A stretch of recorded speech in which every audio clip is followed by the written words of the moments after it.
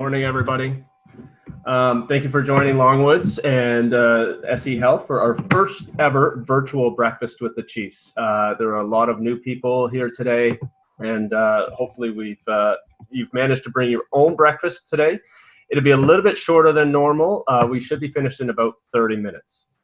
Because this is a virtual event, I've noticed that there are a large number of people that have joined us from across Canada who have not had an opportunity to attend breakfast in the past. Welcome. We're very excited to have you here.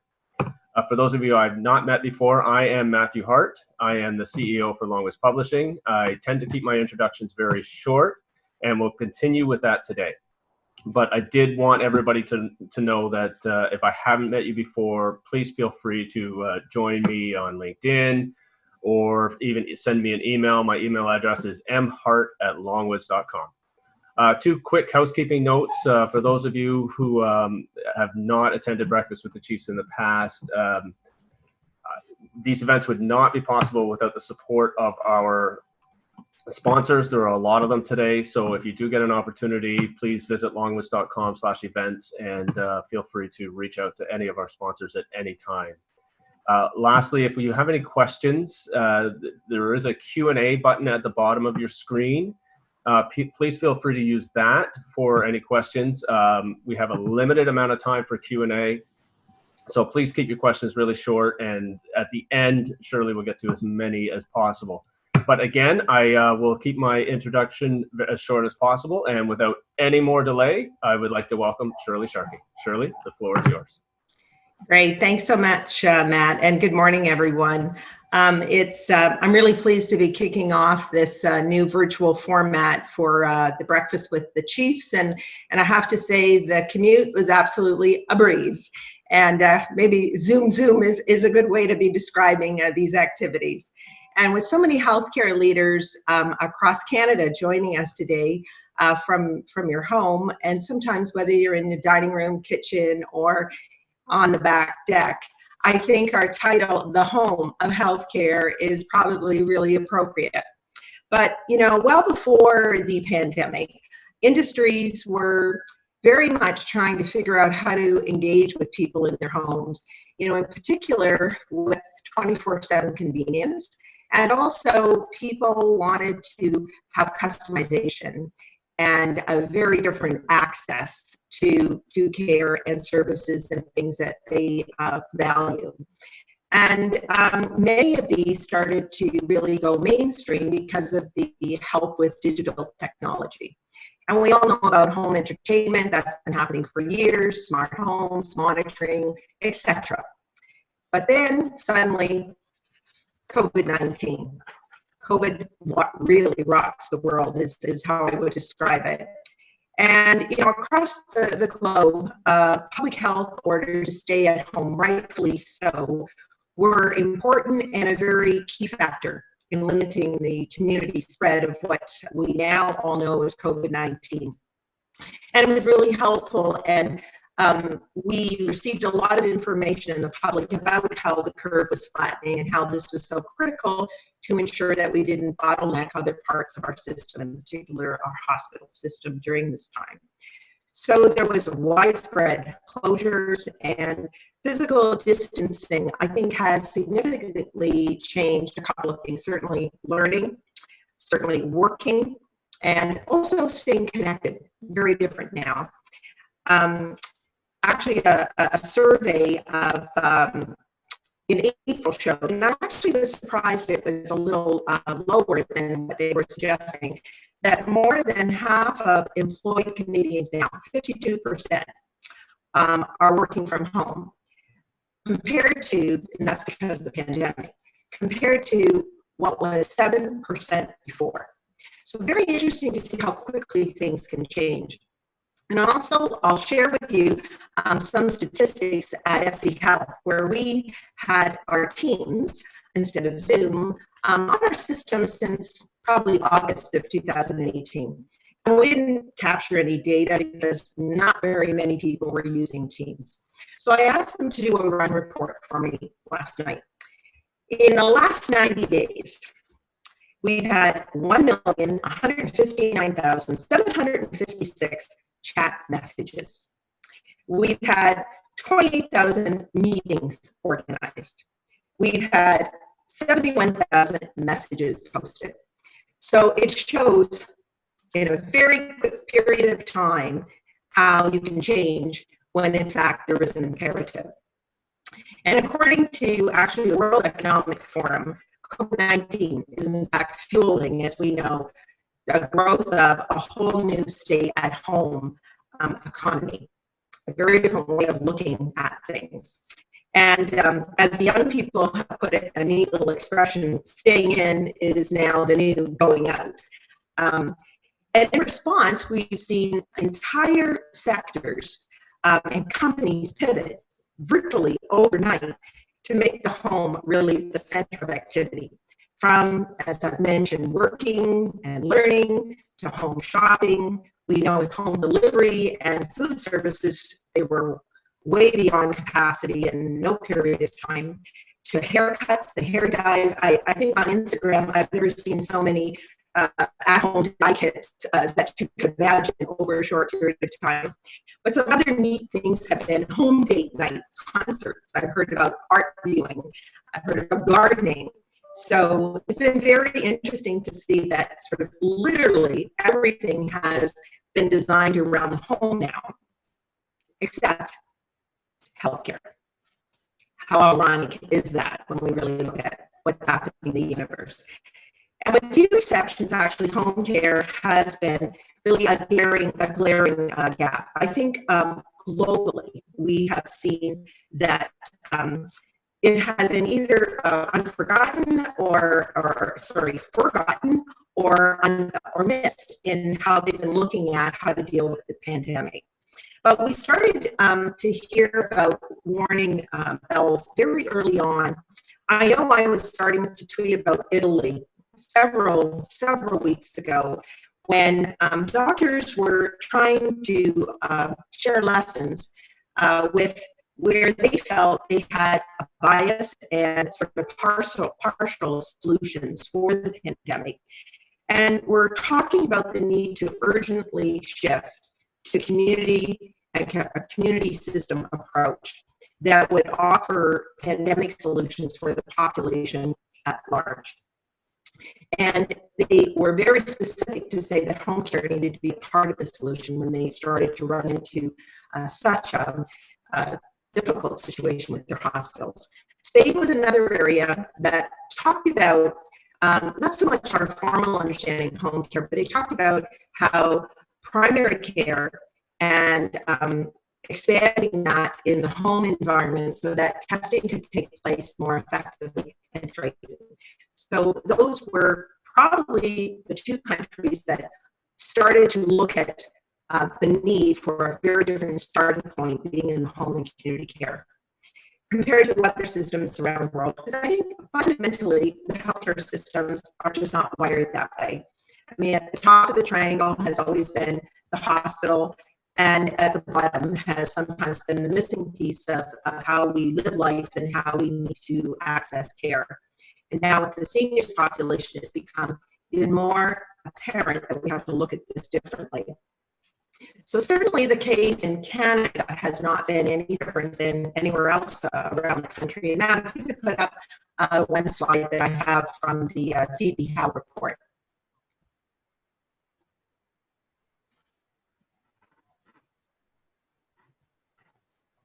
Have you got that up, Matt? No, maybe we are not able to do that. Oh, there we go. Thanks so much, great. So this is a report in June 2020 from the CB Howe, and it presents some, I think, interesting evidence. Notably, that Canada certainly underinvests in senior care. You can see with Canada with the red area that we're kind of, on the lower end of the chart. And also, though, that 90% of what we do invest is spent on senior care that is directed to institutions like long-term care nursing homes and hospitals, with only 10% going to home and community care. And for comparison, the other OECD averages for home and community care are about 35%. So there's no surprise that, in fact, we have, a high proportion of older people living in residential care facilities. There's no surprise that, we have challenges with recruitment and retention of staff in these areas and in the home and community care area.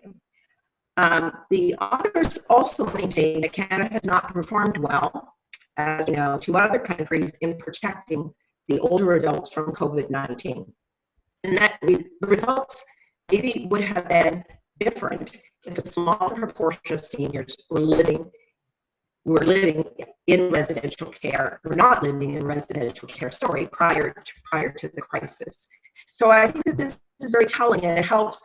Many times when we look at the problems, you got to look at the beginning point of how we are valuing and funding services for seniors and what our starting point is that then impacts what the fallout in particular of what a pandemic could be. Now, while the federal government and other provinces and territories, we've all had sort of our own health response to this pandemic, I would say that home care services in general have been pretty much shut down during the first wave. Understandably, people were fearful, staff were fearful. So literally hundreds of thousands of visits for people, and probably more particularly in Quebec and in Ontario, were either canceled, and we started to see that people with chronic disease management and wellness checks, they just were not happening. But I would suggest that our blind spot was even bigger than that. When we started to focus just at home care and say, my goodness, the visits are down anywhere from 20 to 70%. And that was really talking about people that were already on home care. But the blind spot in my mind was even bigger. And we started to see with the patients that were in the hospitals where they were trying to create space in the hospital for the potential surge of pandemic patients. Interesting enough, with Kelly Grant's article in the Globe, 2,200 ALC patients were discharged from March to May into congregate type long-term care or residential care. And actually, I was talking to a UK counterpart, and he noticed the same thing. The speed at which many of these ALC patients were discharged very quickly into congregate settings during the early part of the pandemic was an interesting observation to see how we look at choices and solutions for people. And we know that this did result in devastating consequences. 4 out of 5 COVID-19 deaths in Canada, as we know, have resulted and taken place in residential care facilities. Very unfortunate. And we've heard many families talk about the situation and their heartbreaking stories. And they believe that they felt great pressure from the healthcare system, and that there was a lack of options that were provided for them when their loved ones were moved into these facilities. As far as I know, I think if there were any, there were very few of these ALC patients that were in fact discharged home with sufficient home care services to remain there. Could they have been, is the question. And I think that certainly there's a strong case for support in research that these people could have been maintained in the community. 1 in 5 seniors, this is high data a few years ago, 1 in 5 seniors admitted to residential care, they have the same similar needs as individuals being supported in the community. Also, 30 to 50% of ALC patients waiting for long-term care could be cared for based on the fact if they could have enough appropriate supports. That's the kicker. Could they really have enough support to maintain them in the environment with the access to care, with the customization of the care they need, and without the fear that at any point in time that care might be discontinued depending how they meet criteria, etc. But as I say, hindsight is 2020. And as much as the pandemic really, I think, exposed cracks in our healthcare system, it also provoked our thinking, which I think is very positive, and helped us open our mind to alternative possibilities and even to validate ideas that we have considered in the past. And here are a couple of things to think about as we write our next chapter. And Matt, you could put up the slide about the future of aging. And the Future of Aging is a book that actually we published in February of this year that really talks about the strengths of the aging population. And knowing that there's broad forces at play, from the evolving pandemic, certainly, and the stay-at-home economy, to, as we all have heard about, the boomers and our influence, the shifting notions of not only health and wellness and social care, but now using the phrase life care for people. And of course, this is where everybody does focus, but I think it's a much bigger area, opportunities with digital technology and how location and access and personalization can change overnight with the use of all of these. So I think it's pretty clear that change is on the horizon. And the question is, will healthcare be dragged into it? Or will we change things up? And will we actually use our collective wisdom to reorientate that triangle, in particular for seniors and for the future of aging, so that the community and how people live is at the top, and it moves down to certainly where hospitals are important and relevant, but as a much smaller component of how people are receiving care and really getting quality of life. So who's going to make this change and what's going to happen? I think that if we think about in the next few years, how Canadians will respond to questions like, where do you want your aging parent to go? Is long-term care going to even be an option that you'll consider?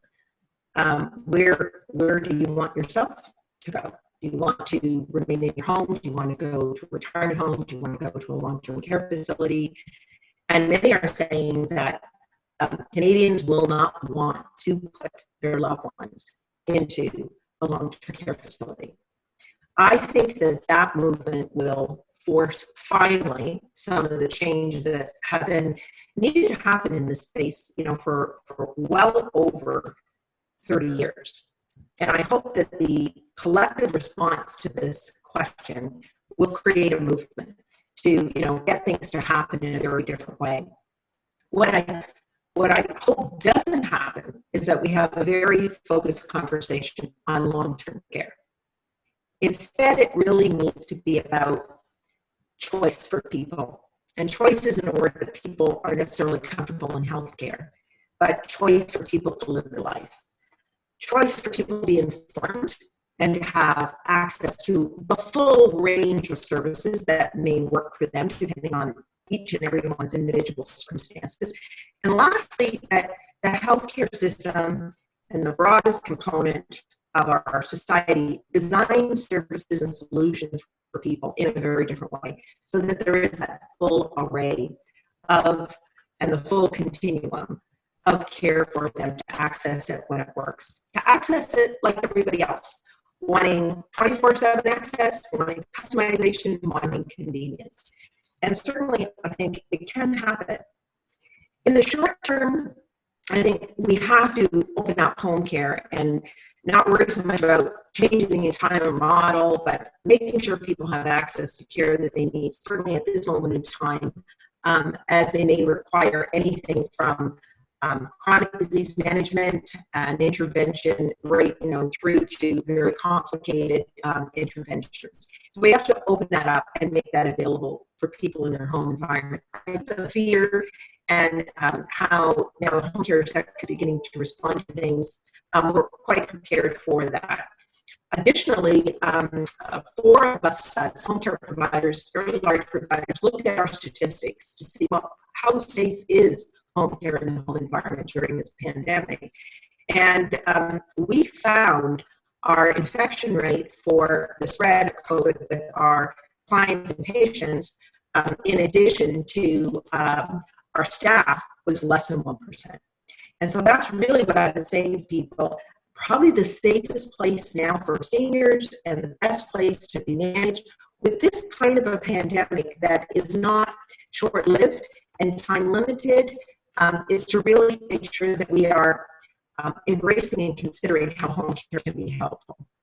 And I think even more so, we can expand our thinking to be even bigger than just home care, but how in primary care now with virtual visits, we can augment that with home visits. So we can extend sort of the eyes, ears, hands assessments into the home environment and how that makes sense now that we have virtual visits.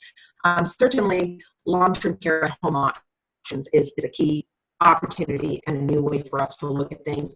But I think even more so with our private sector and companies that have created the most amazing technology solutions for people in their home, possibly now we can get those to scale, where people really can begin to get access to the kind of monitoring, convenience, and support that will really be helpful for them. What is an interesting remark that one of our nurses spoke about last night? We had a large virtual town hall meeting, and she said, the best thing now about the pandemic with sort of virtual visits and communication is now she was able to pick up the phone and call the doctor and speak to him about the patients. Just like going back 30 years ago, I know myself as a visiting nurse, where you would call and have the conversation in real time, good decisions made.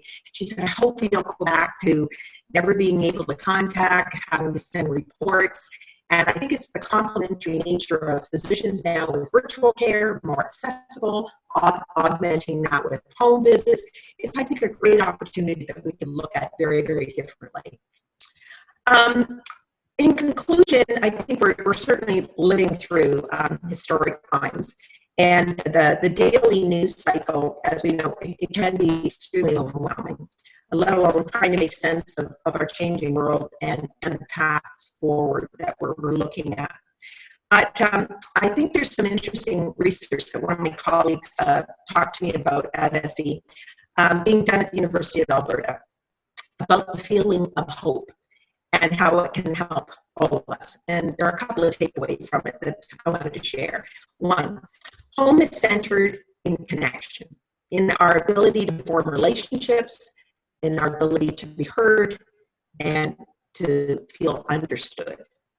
Hope is the ability to imagine a future we can participate in. By bringing care to people in their homes, we have the opportunity to embed healthcare into their everyday lives, while empowering them to truly live in the midst of their diagnosis and of their treatment. In that sense, I think there's hope not only for opportunities and big changes that need to happen, but I think that there's hope in small amounts, like sitting on the front porch, like waving to a neighbor who's walking their dog and saying, you know, hey, how you doing? Like watching children play, like sharing a meal with the people that we love. Some of the simple pleasures. One of the grade 6 students who is participating in the U of A pilot project had this to say: hope is way more than just getting up and keeping going. It's working together as a community and caring for each other. And that's a future we can all imagine. Now is the time to deliver on that challenge. Thank you very much. Now I get the challenge of reading some of the questions and see if I can answer them very quickly for everyone. Let's see.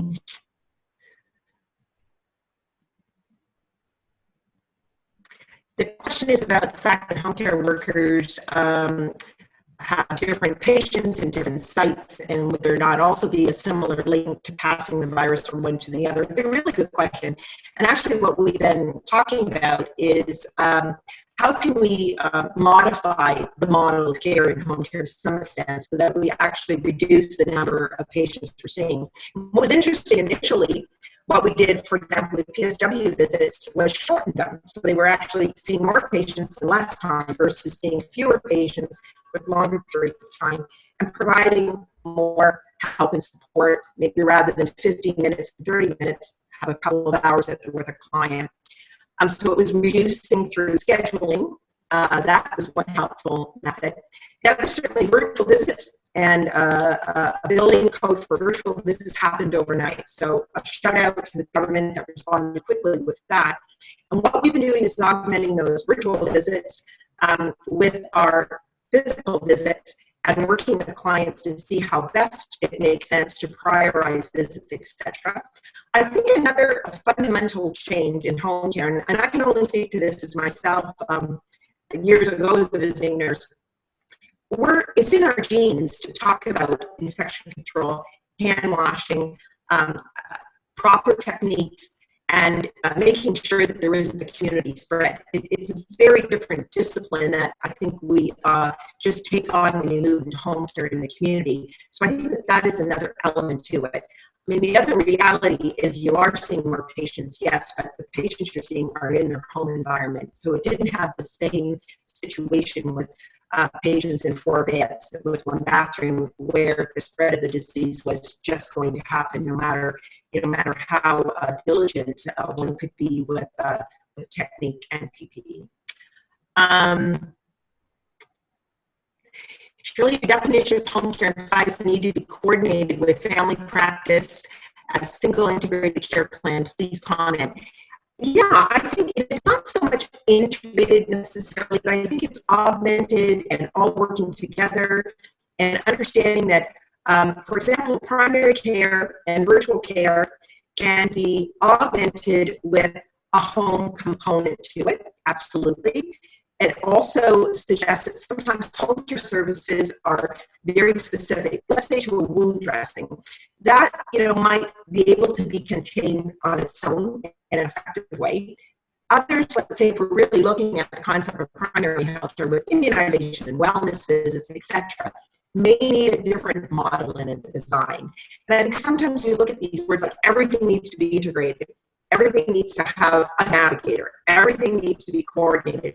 I think everything needs to be designed effectively to get the outcome that the family, the patient is looking for, so that they get certainly the information they need, the ability to manage their health condition, and the ability to receive that care where and when they want.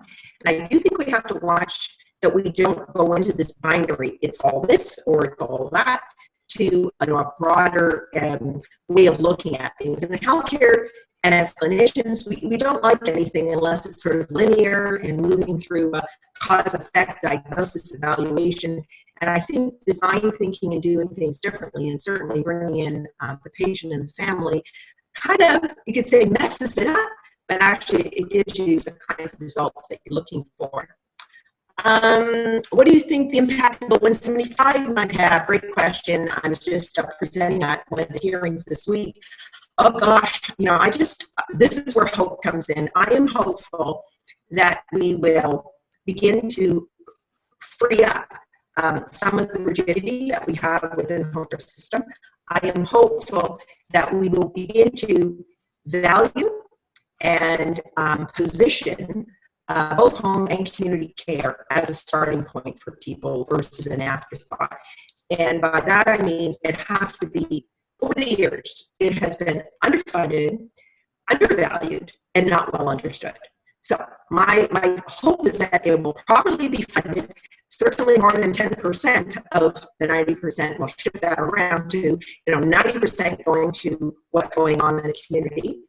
It will also be valued. We will see it as an important societal issue for how we want to deal and treat seniors, and it'll be understood a little bit more. Nobody understands the business model. Nobody gets really some of those changes that need to change. And now I see Matt has come in to tell me like, whoa. I see lots more questions, but I'm sorry, I think our time is up. We have to get in our cars and get back to where we're going. So thank you very much, Shirley. A fantastic presentation. Really appreciate it. Our next Breakfast with the Chiefs is next week on June 23rd with Jennifer Selmer, the President and CEO for the Canadian Foundation for Healthcare Improvement. With that, thank you very much, everybody. And if you do have any questions or any comments, I believe we will be sending out a survey within the next few days. And if you have an opportunity to fill that out, please do. Other than that, thank you very much to Shirlee Sharkey and SE Health. Take care. Have a good morning. Great. Bye for now.